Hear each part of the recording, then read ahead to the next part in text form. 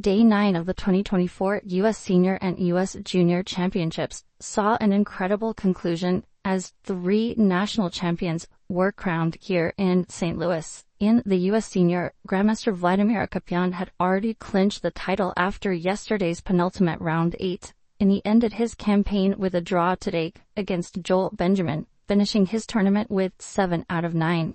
Meanwhile, Grandmaster Kraai took clear second place with 6 points after a final round win against GM Julio Becerra.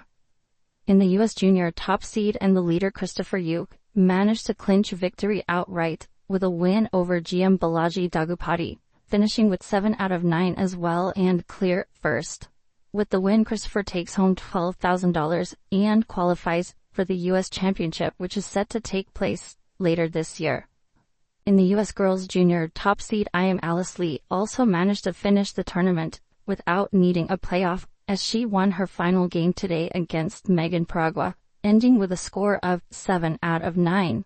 By winning the tournament, Alice also qualifies for the U.S. Women's Championship, which will take place this fall.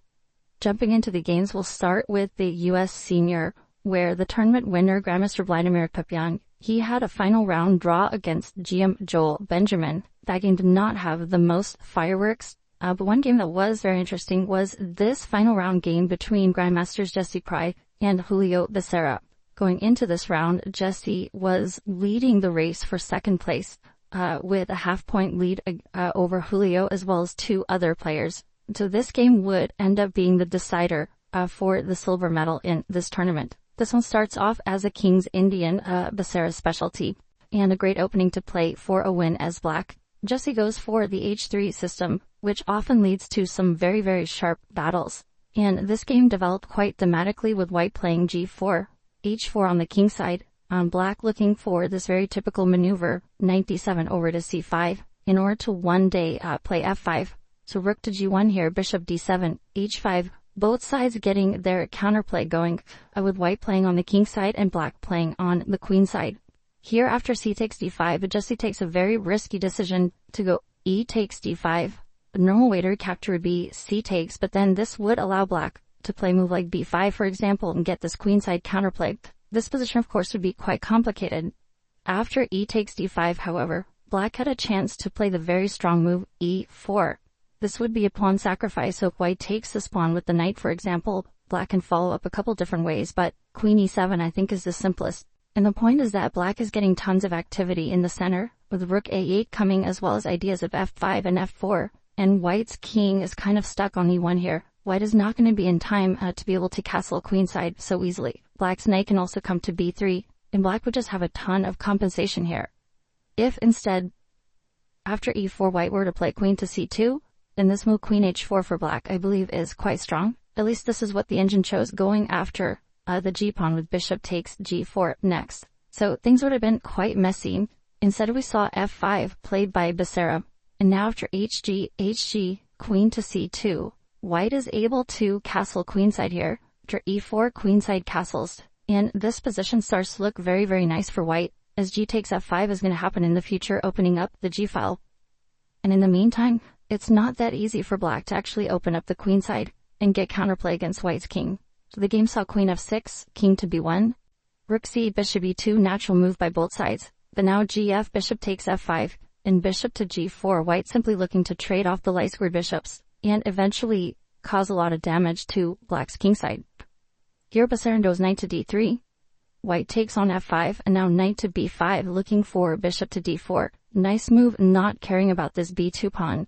If black takes this one, they're going to have issues on the g-file with bishop to d4 in the future. So that pawn is untouchable. Knight c7 was played, bishop d4, and now queen takes a4. And at this point, white just has a decisive advantage. Simply all their pieces are well placed. The bishop is very nice on the diagonal. White is also pawn up, but it's really the strategic elements that are causing a lot of trouble here for black. So rook to e7, and now f4, nice move. If e takes f3, this was played in the game en passant. Now knight takes f3 using the pin on the diagonal. f4, bishop takes e5. Now rook takes e5 would be a possible exchange sacrifice here, but it simply doesn't work for black. White can take on e5, for example, and yeah, black isn't going to get enough counterplay White's rooks are simply too strong in this position. So black tried d takes e5, but now d6, this d pawn is very strong. Queen to d7, rook e8, and rook takes g7, nice little combination here. To win the queen for the two rooks, white also gets a minor piece in the meantime, and yeah, completely decisive advantage here. The game ended after e4, knight h3, f3, knight to g5, black resigned as white is turning main in 2 with queen f7, queen h7 check, and black has to give up rooks just to avoid getting mated. So, very nice win by Yassi. With this win, he finishes in clear second place in the US Senior. Of course, big congrats to Grandmaster Vladimir Akopian for clinching the event with a round to spare. Moving into the US Junior, this one was definitely very hotly contested. Going into this round, Christopher with a half-point lead ahead of his closest two rivals, Jason Wang and Grandmaster Andrew Hong. Now, his two rivals actually ended up both losing their games, which means Christopher would have just clinched the event even if he had lost today's game, or a draw would have been enough. But he decided to play today for a win, facing Grandmaster Balaji. Daggupati goes for the semi-Slav, and here Christopher unleashed the move g4. This is an older line. This was quite popular back in the 90s and early 2000s. But yeah, it still exists and is still leading to some very, very sharp positions. The point is to try and sacrifice a pawn. If black takes on g4, white's going to go rook to g1 here, eventually play h3 and try to collect the pawn back on g7, leading to some very, very sharp positions. Balaji goes h6, which is one of the tried and tested methods here. And the players continued quite logically. Rook to g1, e5, bishop b2, e4, knight d2, and now knight f8 from black. At this point, Balaji had already started spending some time indicating that he was out of book. Christopher continues to play quickly here, h4, g5. Now he takes on d5 and goes queen to b3. I think queen to b3 immediately was possibly more accurate here. After the trade on d5, the difference is after queen to b3, black could have played bishop to e6 here. And if white were to take this pawn on b7, it's very, very risky. With the pawn on c6, white would have a second pawn under attack, try to win more material. Here, white is only getting one pawn, and according to the engines, black has fantastic compensation here. After a move like knight to g6 or knight h7, black's idea is just to castle the king. And black is down a pawn, but all the pieces are in the game. Rook to b8 is going to happen in the future. And it's not really clear where white's king is going to go in this position. White is going to need a couple moves to castle queenside. And even there, black is going to have lots and lots of counterplay. So this would have been the way for black to play. Possibly Christopher misjudged these complications. Instead of taking on d5 again, just queen b3 first would have been better. What we see in the game is takes queen b3, queen a5 from Balaji, bishop e6. Like I mentioned, would have been the stronger choice. And now bishop to b5 check, king d8, and takes on g5. I think actually this might have been a mistake from Christopher to take on g5. Of course, the position's very, very complicated, but apparently f3 immediately would have been better, not opening up the h-file for black's rook. Or even f3 back here. The engine seems to be quite fond of just going after black's pawn in the center and leaving this option of bishop b5 check for the next move. As we saw in the game, white gave check, king to d8, takes on g5, it goes f3. Here black is actually doing quite fine, for example, bishop to e6. And if anything, the engine's like black's position here. If takes, d takes e4, the bishop opens up, and black's pieces are very, very active. The rook on the h-file is quite strong. But Balaji ends up blundering here with the move queen to b4. Possibly some last round nerves. We actually had a lot of decisive games during the final round. Lots of players making mistakes and going wrong early. This one, queen b4, is a blunder because now white can just take on e4. And possibly what black forgot about is that if d takes e4, this f7 pawn is now hanging. So white could play queen takes f7. The queen explodes into black's position. And all of a sudden white is just winning here because the queen is very, very strong. White has a3 ideas, e pawn is hanging as well, the knight on f6 is hanging, and black's position is basically collapsing. So this was likely blundered by Balaji, who tries to save things into the endgame. But unfortunately, after trades takes on e4, white just picks up a very healthy extra pawn on e4, and black's position is incredibly damaged. Pawn on g5 is weak, pawn on f7 is weak, king on d8 isn't well placed, and white has these very strong pawns in the center. So bishop b4, bishop d2, the players trade bishops. Bishop to c4, looking for another trade in order to improve white's structure. Black goes b5 here. Christopher just takes this one. Hard to really suggest something for black. I mean, white's position is technically winning. The extra material, the g5 pawn hanging, everything is going in white's favor here. So b5 was tried, takes bishop d5, and now knight d6, king c7, and bishop c4. A nice move here. The point is that if black takes on d6, white will have rook a6 check to win back the piece. The king moves back, white takes on d5. If bishop c6, then white has the pawn push d5. And white is winning the piece back. The bishop will open up. Rook to d1 is coming. And yeah, white keeps a decisive advantage. So black took on c4, knight takes c4, knight d7. Now it's 2 pawns up for white. Christopher piles up on the a file. Knight d6 check, takes on f7. Takes on a7. It's now 4 pawns up for white. And of course, just a completely winning position. Here the game ended after king d5, king to d3, setting up some mates. Rook b8 and now knight d7. Nice finish. If knight takes d7, white has e4, mate on the board, which is very nice. Balaji tried knight a4, just the last ditch effort looking for, any possible chance. But of course, white ended up meeting first with knight to f6. e4 would have been mate with the pawn. I feel like aesthetically this one would have been a better way to finish the game, but of course it's hard to argue with mate and one. So with the win, Christopher clinched the tournament without needing to wait for the other results. Takes home the first place prize and qualifies himself for the U.S. Championship, which will take place in October later this year. This is Christopher's second time winning the event. He also won back in 2022. And yeah, he's now a 2-time U.S. Junior Champion. Next up, we have the U.S. Girls Junior, and this tournament was also very, very interesting going into this final round with Alice leading by a half point ahead of her main rival, Rose Atwell, who's a half point behind going into this round. Here, Alice is playing black against Megan Paragua, the youngest player in the field, and she goes for the Sicilian, shying away from her usual Petrov, looking, I guess, for a sharper position. And she does manage to get a pretty lively position here. For knight c6, queen to d3, bishop to g4. The edges don't really like this move, preferring either e6 or b5. But anyways, after bishop g4, bishop f4, trades on f3, knight e5. We get a lot of trades here. Knight d5, e6, takes, as the players get into this endgame with rooks and opposite color bishops on the board. And objectively, it's quite drawish, as things usually are with the opposite color bishops. But if anyone is better here, it does seem like black is the one with chances, the more active pieces and pressure against white structure. So Alice definitely was trying to keep her chances alive in this one, as she, of course, would not know the result of the game between Rose Atwell and Rachel Lee she was playing.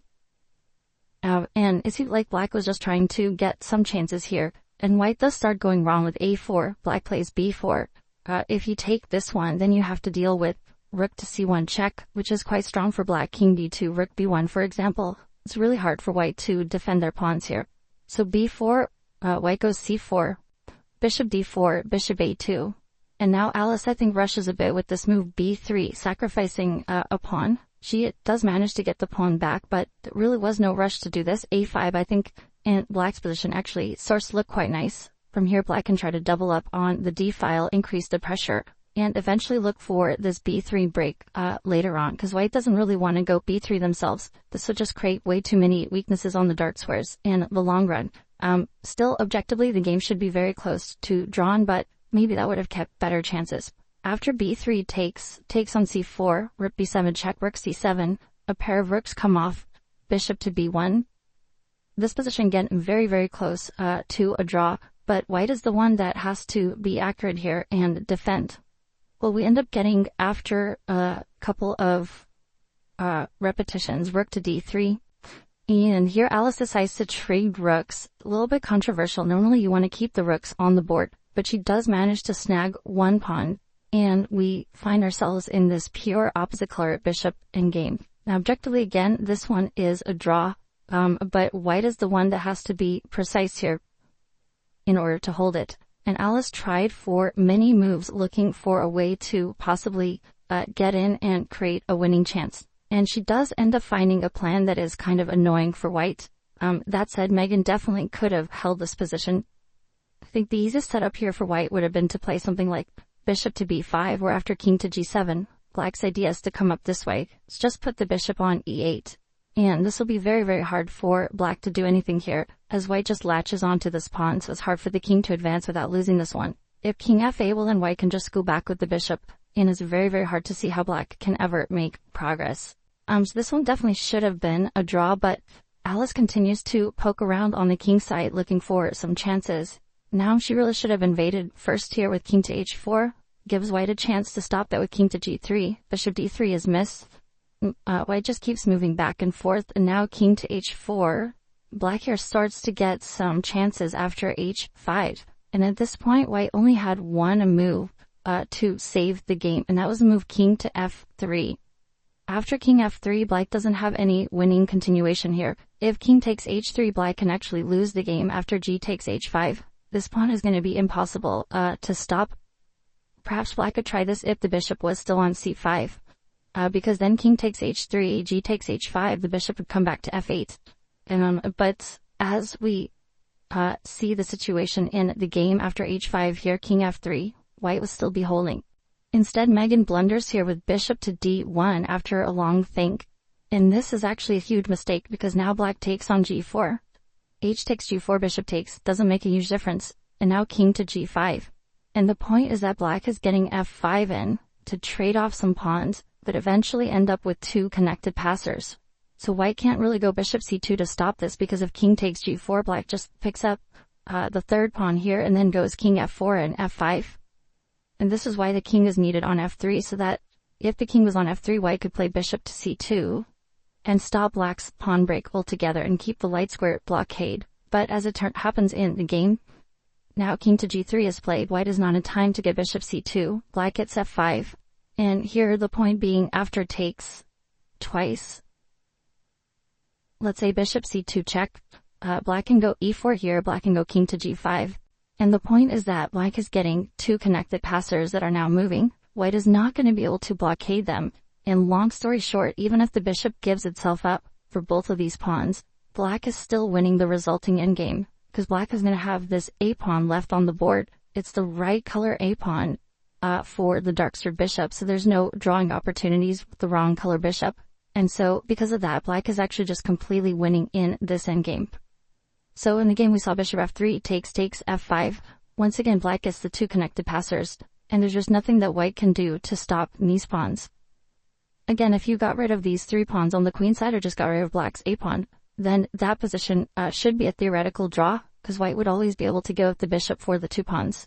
But here, it's not possible, because anyway, if White gives up the bishop, then Black still gets the winning in-game in the end. So f3, bishop b5, e3, bishop a6, bishop to c3. And here, Megan resigned. Is basically she just can't stop e2 check. Next move, she'll have to give up the bishop, and from there, Black will have an easy win with the extra bishop in the endgame. Very nice win from Alice to close things out. She definitely got a bit lucky, as Megan could likely have held this one. And yeah, if that had happened, then we would be going into a playoff tomorrow, as Rose did end up winning her game against Rachel Lee. But of course, with the W, Alice managed to clinch things without needing a playoff. So Alice wins the U.S. Girls Junior Championship. This is actually her second straight title. She won for the first time last year. And with the win, she qualifies herself for the U.S. Women's Championship, which will take place later this year. Of course, Alice at this point would probably qualify for the U.S. Women's Championship by rating regardless. But still, a big achievement for the top seed, especially after she started the event with a loss in the first round and then a draw in the second round, half out of two. She managed to bounce back, winning 4, and this was actually her 5th game in a row that she won to get this point. So very, very impressive play by Alice throughout. Thank you for watching the video. Don't forget to give us a like and subscribe.